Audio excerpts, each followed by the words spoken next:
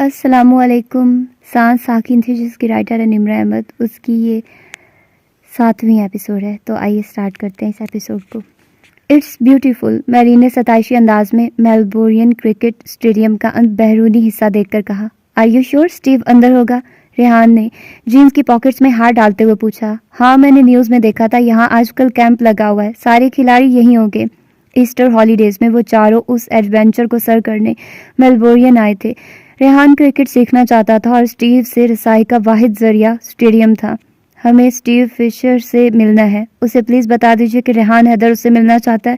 گار نے پوری بات اطمینان سے سنی اور پھر کرخت لہجے میں بولا. Out what? میری نے حیرانی سے اسے دیکھا. نو کریزی فینس الاؤڈ ہیئر, اس نے اسی انداز میں کہا. تم اس کو بتاؤ کہ ریحان حیدر ملنا چاہتا ہے, اس سے بتاؤ تو صحیح. میرین بازید تھی. جاؤ یہاں سے, ٹائم ضائع مت کرو, اس نے ہاتھ کے اشارے سے جانے کے لیے کہا. تو میرین نے پریشانی سے ریحان کو دیکھا. چلو. ریحان کے کہنے پر وہ چل پڑی. اب کیا کرے رونی؟ وہ مضطرب سی ہو کر پوچھ رہی تھی. بحرینی سے پوچھتے ہیں, وہ کار میں بیٹھتے ہوئے بولا. آخر کو فیبلس 4 کا برین کب کام آئے گا؟ اس کا دماغ شل ہو رہا تھا. پچھلے کئی دنوں سے جو رنگ اس کی آنکھوں میں اترے تھے وہ اس طرح یکایک ختم ہو جائیں گے. اس نے تو یہ سوچا بھی نہ تھا. وہ اس کو اتنے آرام سے بے وقت کر دے گا, اپنی ہی نظروں میں گرا دے گا. اسے ریحان حیدر سے شکوہ تھا. تم میرے ساتھ بات نہیں کرنا چاہتے تھے, نہ کرتے. تعلق توڑنا چاہتے تھے, توڑ دیتے. دوستی ختم کرنا چاہتے تھے, کر دیتے. مجھ سے کہتے میں تم سے آئندہ بات نہیں کروں گا, وجہ مت پوچھنا. میں کوئی وجہ نہ پوچھتی. تمہاری کمزوری حسن تھی. تمہیں ایک لمبے سیاہ بالوں والی لڑکی چاہیے تھی جس کی سیاہ آنکھوں سے تم محبت کر سکو, جس کے گورے رنگ اور خوبصورت جسم پر تم فدا ہو سکو, جو میلی کچیلی اور نچلے طبقے کی ایسی لڑکی نہ ہو جسے بات کرنے اور پہننے اوڑھنے کا ڈھنگ نہ آتا ہو. ریحان حیدر, میں تمہیں کبھی معاف نہیں کروں گی. اپنے انتقام کی آگ میں جلتے ہوئے الماس کو محض اتنا بھول گیا تھا کہ کچھ نہ کچھ غلطی اس کی بھی ہے. ظالم سنگ دل انسان, تم نے مجھے بہت بری طرح توڑا ہے. خدا کرے تم بھی اسی طرح ٹوٹ جاؤ, بلندی سے ایسے گرو کہ کبھی اٹھ نہ سکو, ایسے ہی تڑپو جیسے میں تڑپ رہی ہوں. وہ اب ہاتھ اٹھا کر بد دعائیں دے رہی تھی. وہ شدید نفرت سے کہہ رہی تھی.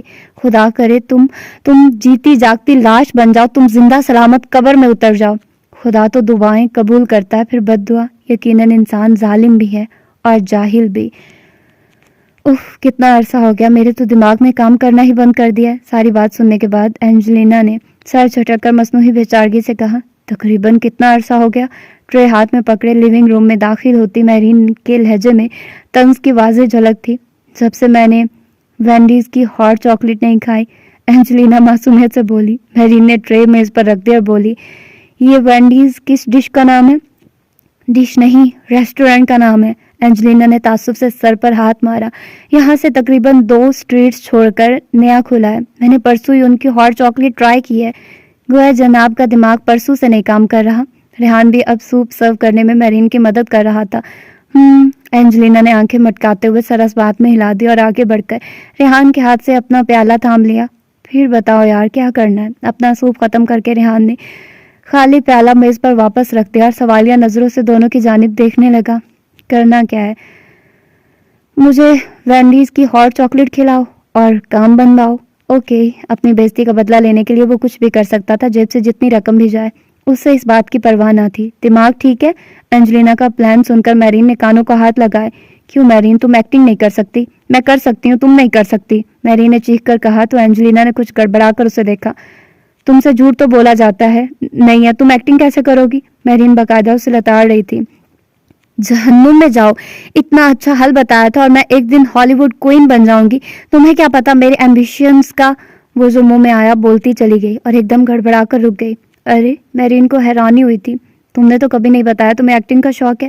اینجلینا, تمہیں ایکٹ کرنے کا شوق ہے تو مجھے بتانا تھا, میں تمہیں اپنے پلے میں لے لیتا. ریحان کو واقعی جھٹکا لگا تھا. اپنے ایک پلے کے لیے اس نے پچھلے دنوں بارہا اینجلینا اور میرین سے لیڈ رول کرنے کے لیے اصرار کیا تھا, مگر دونوں نے حامی نہیں بھری تھی. وہ تھوڑا بہت ہے, مگر میں تھوڑی موٹی ہوں, اس لیے کچھ جم کر اس نے فکرہ ادھورا چھوڑ دیا. تو کیا ہوا؟ ریحان نے سہولت سے کہا. کیٹ وسلٹ بھی تو موٹی ہے مگر چل گئی نا. تم تھوڑا سا وزن کم کر لو تو فٹ رہو گی, اور اس کے لیے ضروری ہے کہ ہاٹ چاکلیٹ سے مکمل پرہیز کرو. اینجلینا نے کچھ منہ بسور کر اسے دیکھا اور پھر مسکرا دی. وہ پلان کے مطابق گھر کے گیٹ کے باہر لاپرواہی سے چہل قدمی کر رہی تھی. جب اسے سڑک پر دوسری جانب سے ब्लू सिविक आती दिखाई दी। वो उसे मुकम्मल नज़रअंदाज किया यूं ही चलती रही हमेशा की तरह। उसने अपने बेहद सीधे बाल हाफ रखे थे, ब्लैक ट्राउजर्स और सफ़ेद ब्लाउज में। वो बहुत क्यूट लग रही थी। अलबत्ता सिविक में बैठा स्टीव फिशर उसे नोट न करता अगर एक झटके से उसकी गाड़ी के टायर्स चुरचुरा कर रुक न जाते। उसने जोर से स्टीयरिंग पर हाथ मारा और बुड़बुड़ाता हुआ दरवाज़ा खोलकर बाहर निकला। सड़क पर बिखरे कीलों से अगले 2 टायर्स मुतासिर हुए तो उसे समझ में न आया कि इतनी साफ शफाफ सड़क पर कीलों की मौजूदगी का क्या जवाब बनता है। उसका घर चंद गज के फासले पर मौजूद था, इसीलिए उस हादसे पर उसका पारा न चढ़ा। ये किसने गिराए हैं? अपने इर्द गिर्द मैरीन के सिवा किसी और जी होश को ना पाकर वो उसकी तरफ देखते हुए पूछने लगा। मैरीन ने एक निगाह गलत उस पर डाली और बदस्तूर वॉक करती रही। एक्सक्यूज मी मिस, मैं आपसे पूछ रहा हूँ। वो समझा शायद उसने सुना नहीं है, तभी कुछ करीब आकर शाइस्तगी से पूछा। उसने एक दफा फिर कहर और गजब की मिली जुली निगाहों से ऑस्ट्रेलियन कप्तान को देखा और नखवत से सर झटक कर टहलने लगी। स्टीव फिशर को समझ में न आया कि हो क्या रहा है, वो गूंगी है या बैरी। वो ये समझने से कासिर था। मिस, आप मेरी कार को चंद लम्हों के लिए देख सकती हैं जब तक मैं घर जाकर किसी को मदद के लिए कॉल कर लूं। अच्छा, ज्यादा पोज मत करें। मुझे पता है कि आपकी गाड़ी खराब हुई है, ना ही आपको मदद की जरूरत है। उसने पहली दफा जबान खोली। लगता है झूठ बोलने की आदत है आपको। उसका ये शक कि वो गूंगी बहरी है वो तो दूर ही हो गया, मगर उसकी बात सुनकर वो हक्का बक्का उसे देखता ही रह गया। मेरी गाड़ी आपके सामने खराब हुई है। वो शायद सफाई देने की कोशिश कर रहा था कि मैरीन ने उसकी बात काट दी। मेरे सामने? कब? मैंने तो नहीं देखा। वो साफ मुकर गई। लेकिन आपने ये क्यों कहा कि मुझे झूठ बोलने की आदत है? मेरी ज़बान है, मेरी मर्जी, जो कुछ कहूँ। मेरा ना पेट्रोल लगता है ना बिल आता है। आप मुझे कुछ कहने से रोक तो नहीं सकते? वो तड़ से बोली। मगर आप मेरी इंसल्ट कर रही हैं। वो जल्दी गुस्से में नहीं आता था, इसलिए नरमी से बात कर रहा था। पहले बड़ी इज्जत है जो बेइज्जती हो जाएगी, वो सोच कर रह गई। आप मुझसे बात न करें। आप एक झूठे और वादे से फिरने वाले शख्स हैं। अगर आप वादा इफ़ा नहीं कर सकते तो किया भी मत कीजिए। कहकर उसे याद आया कि ये तो एंजेलिना का डायलॉग था, जो गालबन उस वक्त किचन में पाइनएप्पल जूस पीने में मगन थी। खैर, अब तो वो बोल चुकी थी। ओह गॉड, अब फैंस भी ना बस हद करते हैं। आप मुझ पर इसीलिए खफा हैं कि जब हमने विंटर एशियंस 5-0 से जीतने का कहा था तो 3-1 से क्यों जीते? वो अपने तौर पर क्या सराहियां कर रहा था। जी नहीं, उसने इतना ही कहा था कि गेट खोलकर एंजेलिना बाहर निकल आ गई। मैरीन, तुम क्यों यहाँ खड़ी झूठे लोगों से बातें कर रही हो? वो तेज लहजे में बोली। गुड लॉर्ड, वो बुड़बुड़ाया। मैंने क्या किया है? वो कदर झुलाकर बोला। मैंने कौन सा झूठ बोला है? आप गालबन वाइस कप्तान थे जब हमारी बॉल ने आपके घर का गमला तोड़ दिया था और आप गेंद लेकर यहाँ आए थे। बड़ी बड़ी बातें की थी आपने मेरे कजन से।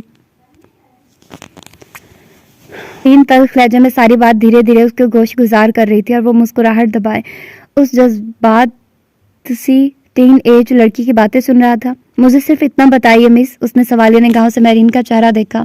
मैरी एने फिटोना कैलथ्रोप, उसने फख्र से अपना नाम बताया। मुझे सिर्फ इतना बताइए मिस कैलथ्रोप कि अपने कज़न की हेल्प करने के लिए ये बजरी मेरे रास्ते में आपने गिराई है? उसके इस्तफसार पर मैरी ने कदरे गड़बड़ाकर एंजेलिना को देखा। जी, उसने सर झुका लिया। स्टीव ने एंजेलिना पर एक ताहिराना निगाह डाली जिसका रंग उड़ गया था। अब मैं चाहूँ तो आप दोनों को पुलिस के हवाले कर दूं। कर दूं क्या? दोनों ने फौरन पशेमानी से सर नफी में लाया। अच्छा, आप प्रॉमिस करो कि आइंदा किसी को शिकायत का मौका नहीं दोगी, वो समझाने वाले अंदाज में कह रहा था। प्रॉमिस, दोनों ने हम आवाज होकर कहा। आइंदा हम पकड़े जाने की गलती कभी नहीं करेंगे। अंदर ही अंदर वो दोनों डिटाई से यही सोच रही थी। ठीक है, मुझे अपने कजन से मिलवाओ। मैं क्रिकेटर हूँ और cricket as a game of gentleman. Cricketer से कोई गेम सीखना चाहे तो वो कभी इनकार नहीं करता। और फिर कितने ढेर सारे दिन वो यूं ही बिस्तर पर लेटी बुखार में फिनकती रही। बिस्तर पर पड़े रहने के पहले चंद रोज तो दिन रात उसे बस वही आवाज़ें सुनाई देती जो किसी फिरकी की तरह उसके दिल और दिमाग में घूम रही थी। आप इतना ऊंचा बोलेंगी तो मैं बहरा हो जाऊंगा जी। अच्छा, मैं रानिया बीबी का बेटा बोल रहा हूँ, न्यू कासल से। नहीं, मैं रेहान साहब हूँ। प्लीज़, मैं बहुत बोर हो रहा हूँ, कुछ देर बात कर लो। अच्छा, तुम्हें इंग्लिश आती है तो इंग्लिश में बात करते, मुझसे उर्दू नहीं बोली जाती। मेरी तस्वीर देखिए कैसी लगी? मुझे तो तुमने देखा ही हुआ है, मगर मैंने तो तुम्हें नहीं देखा, इसलिए बताओ कि तुम कैसी हो। मुझे आर्टिस्ट बनना है, मुझे पेंटिंग करना बहुत पसंद है, इंसान को पेंट करना। अलमास, ये मैं तुम्हारे लिए लाया हूँ। ये स्पेनिश है, मुझे इसका मतलब नहीं पता, ये मैं तुम्हारे लिए लाया हूँ। बिस्किट को कहते हैं। तुम्हें किसी चीज़ का पता भी है? वो तुम्हें याद है मैंने तुम्हें बैंड दिया था? उसे फेंक दो। जब मेरा तुमसे ताल्लुक ही नहीं रहना तो फिर क्यों तुम मेरे नाम की अंगूठी पहने रखो? क्योंकि मैं तंग आ चुका हूँ। तुम हो क्या? हाँ बताओ मुझे, काम सी लड़की। جب کسی لکھاری کا مسودہ رد کیا جاتا ہے، کسی شاعر کا کلام ناقابل اشاعت قرار دیا جاتا ہے، کسی مصور کی تصویر ریجیکٹ کی جاتی ہے، تب بھی اتنا دکھ محسوس نہیں ہوتا جتنا اپنی ذات، اپنے وجود کی ریجیکشن پر ہوتا ہے، کیونکہ پہلی صورت میں انسان کی تخلیق کو رد کر دیا جاتا ہے، دوسری صورت میں انسان کو دھتکارا جاتا ہے۔ اس کے ساتھ بھی کچھ ایسا ہی ہوا تھا۔ اس کو آئینہ دکھایا گیا تھا اور بہت بری طرح دکھایا گیا تھا۔ چند ہفتے پہلے جو رنگ اس کی آنکھوں میں اور جو روشنیاں اس کے چہرے پر بکھری تھی، وہ ایک دم ہی انکا ہو گئے تھے۔ وہ بے بسی، بے چارگی کی تصویر بن کر رہ گئی تھی، یوں کہ اس پر کسی بے ساکت وجود کا گمان ہوتا تھا۔ کچھ بھی تو نہیں بچا تھا، بس ایک سناٹا اندر باہر ہر طرف پھیلا تھا۔ صحراؤں کی سی بحرانی اور بیابانوں کی سی وحشت ان سے آنکھوں میں اتری سی ٹھہر سی گئی۔ وہ تمام خواب اس کے اندر والی الماس جو ابھی ٹھیک سے بچپنے کی حدود سے نکلی بھی نہ تھی، کہ دل کے قبرستان میں اس کے وجود کے ساتھ ہی دفن ہو گئے تھے۔ اگر کچھ بچا تھا تو وہ انتقام کا ایک جذبہ تھا، ایک سرد آگ تھی جو اس کے وجود کو جھلسا رہی تھی۔ پہلے کبھی کرکٹ کھیلی ہے؟ اسٹیو نے اسے صبح 6 بجے اپنے گھر کے قریب واقع ایک پلے گراؤنڈ میں آنے کو کہا تھا، اور وعدے کے مطابق وہ مقررہ وقت پر اپنی نیند کی قربانی دے کر برے برے منہ بناتا ہوا وہاں پہنچ گیا تھا، اور اب بامشکل جمائیاں روکتے ہوئے اپنے سامنے کھڑے کرکٹر کو دیکھ رہا تھا۔ نہیں، اس نے لب ہنچ کر جمائی روکی۔ اٹس اوکے، اب تم بتاؤ تم کس بال سے سٹارٹ لینا چاہتے ہو، کرکٹ بال سے یا ٹینس بال سے؟ اس نے ریحان کے آگے ایک سرخ اور ایک سبز گیند کی۔ فٹ بال سے بہتر نہیں رہے گا؟ اس کے لبوں سے پھسلا۔ اوہ کم آن، اسٹیو کی ہنسی چھوٹ گئی۔ دونوں گیندوں کو پکڑ کر دیکھو، کون سی ایزی لگتی ہے؟ اس نے نیند سے بند ہوتی آنکھوں سے دونوں گیندوں کو دیکھا اور سبز والی ٹینس بال اٹھا لی۔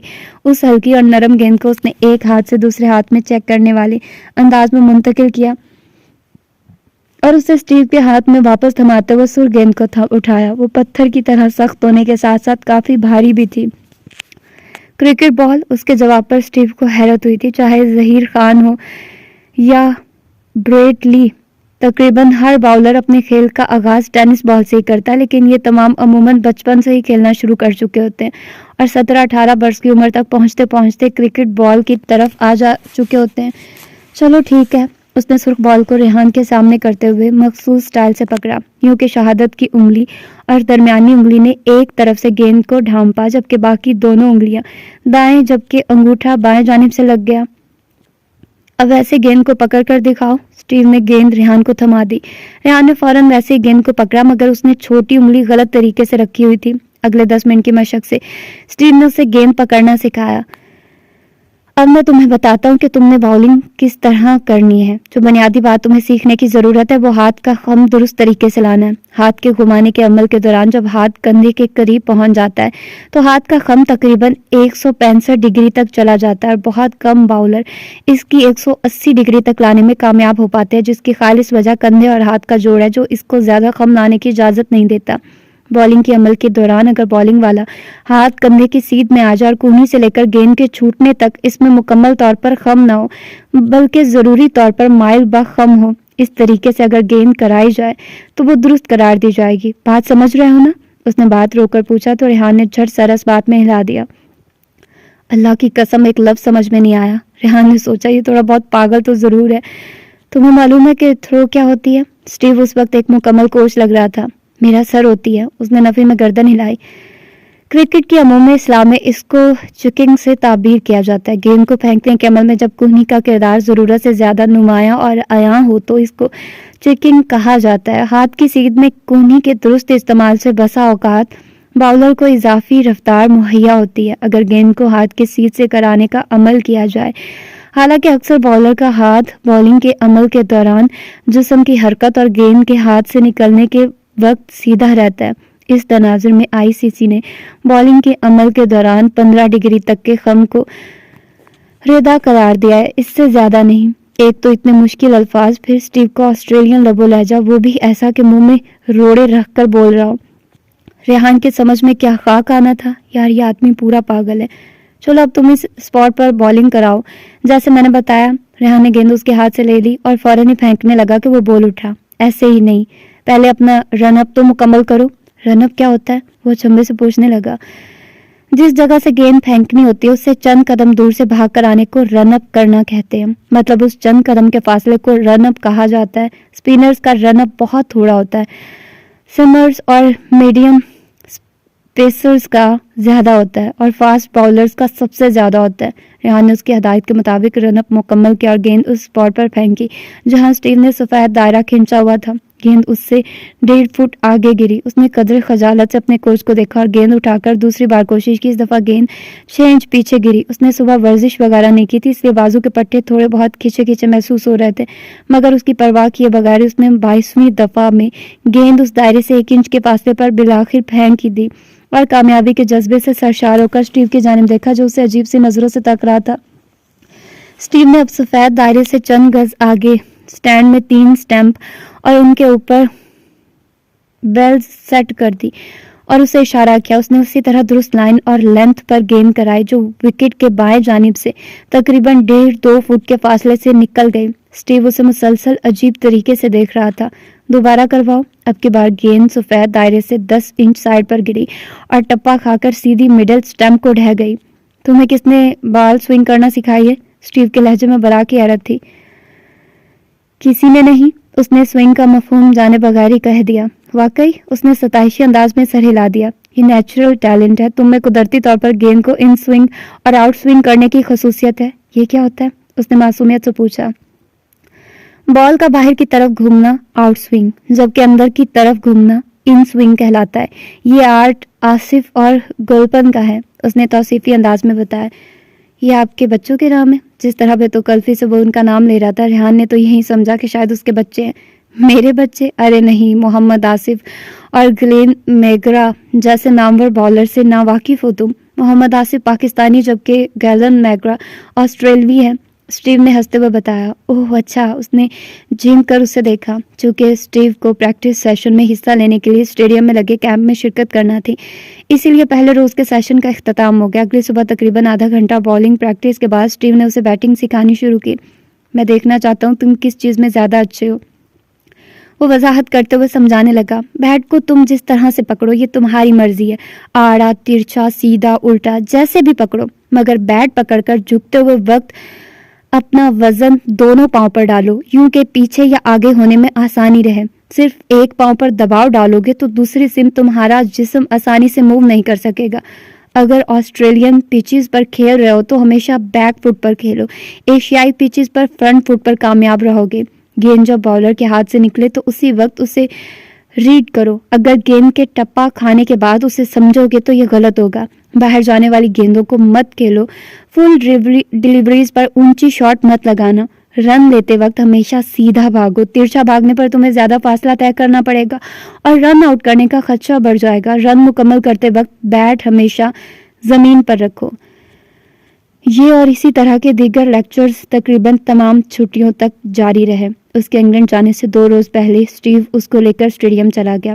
लश ग्रीन आउटफील्ड पर खिलाड़ी नेट प्रैक्टिस कर रहे थे, जबकि अभी से वार्म अप हो रहे थे। रेहान भी उनके साथ रग्बी, फुटबॉल और हैंडबॉल खेलकर वार्म अप हुआ। उनकी टीम का एक फास्ट बॉलर जब बॉलिंग प्रैक्टिस करने लगा तो स्टीव ने रेहान को विकेट के आगे बैट थमाकर खड़ा कर दिया। ग्लव्स, पैड्स और हेलमेट उसने 3 रोज पहले खरीदी थी। पहले पहल तो वो दफाई हिकमत अमली का मुजाहरा करते हुए गेंदों को रोकता रहा, मगर जब उसने तेज बॉलिंग कराना शुरू की तो रेहान ने भी उन्हें खेलना शुरू कर दिया। उसको एकदम क्रिकेट में मजा आने लगा था। उसने रेहान को 15-20 मिनट तक बॉलिंग करवाई और रेहान एक दफा भी आउट न हुआ। फिर रेहान ने स्टीव को बॉलिंग करवाना शुरू की तो चौथी गेंद पर क्लीन बोल्ड कर दिया। एडम को उसने पहली गेंद पर आउट कर दिया था। बाद में खिलाड़ी सीढ़ियों के रास्ते पवेलियन की जानिब लौट गए।